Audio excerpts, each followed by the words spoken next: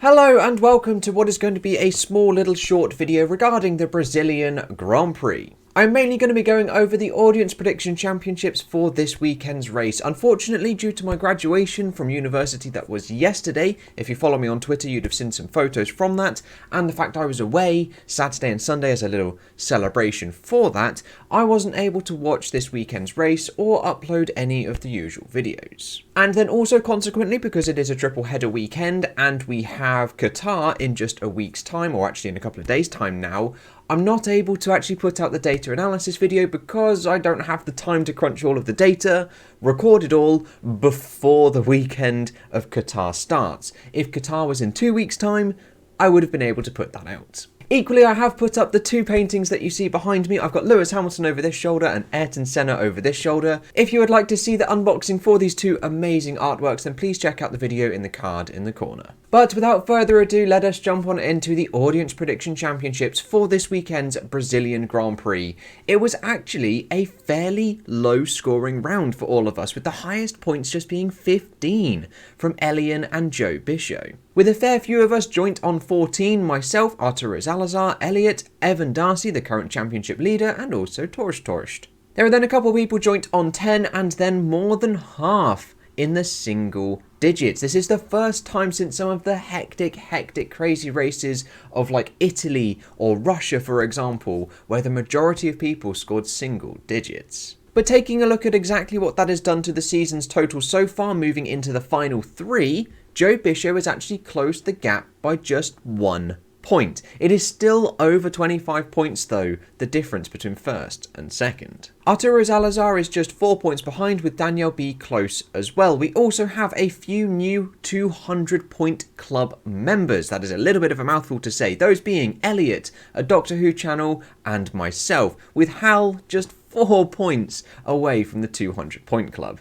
Then scrolling down into the second half of the summated leaderboards, for those people who have not entered into every single round of this season so far, we have a few people like Kit BM, White River, Sidhand, Andre 13, Callum, Kevin, Pablo, Scontrast EX. Then there is of course a second leaderboard overall for the people that have only entered into a couple or just one race for this season so far. There is then a second half to this leaderboard for the people that have only scored single digits throughout this entire season, and again a second or third even leaderboard for the 133 unique entries into this season, which is absolutely mega. That is so good to see. However, to make it a wee bit fairer to those people who have not entered into every single round, like myself and current championship leader Evan Darcy, I've created a second leaderboard which basically takes a look at your average points for the entries that you have made. So if you've made 5 entries, your total points will be divided by the number of entries,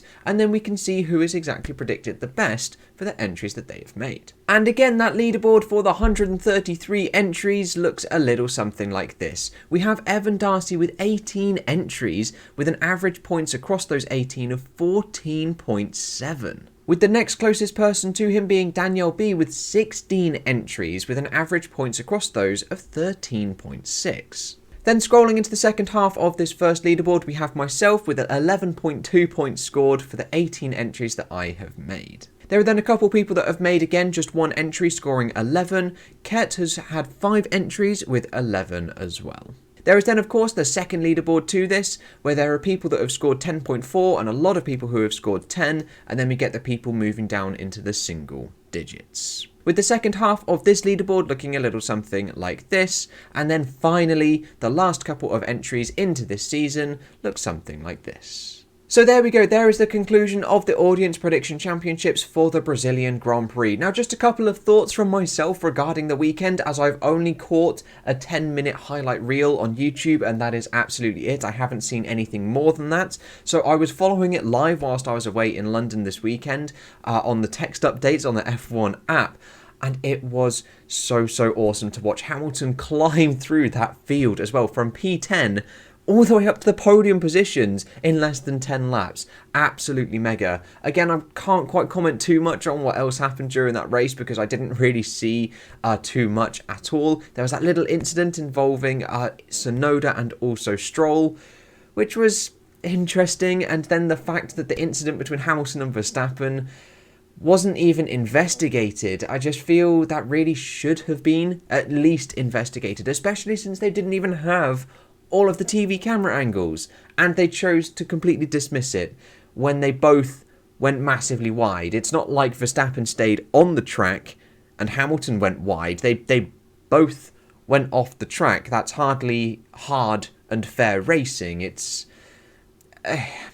was strange. And then, of course, the big announcement that has literally just happened as of recording this video is Antonio Giovinazzi is out of a drive at the end of this year, and Guan Yu Zhou is going to be taking his seat in the Alfa Romeo, and that is the 2022 grid all set. So we're going to have Bottas and Zhou in the Alfa Romeo, which hopefully could be pretty good in 2022. But there we go, that is all I've got for you today, guys. Apologies for the short video regarding the Brazilian Grand Prix. I was away due to my graduation. But don't worry, I'll be back to the full usual scale of videos for the Qatar Grand Prix. But that is all I've got for you today, guys. I hope you have enjoyed, and I'll catch you in the next episode with whatever and whenever I decide to make it. I'll see you guys then.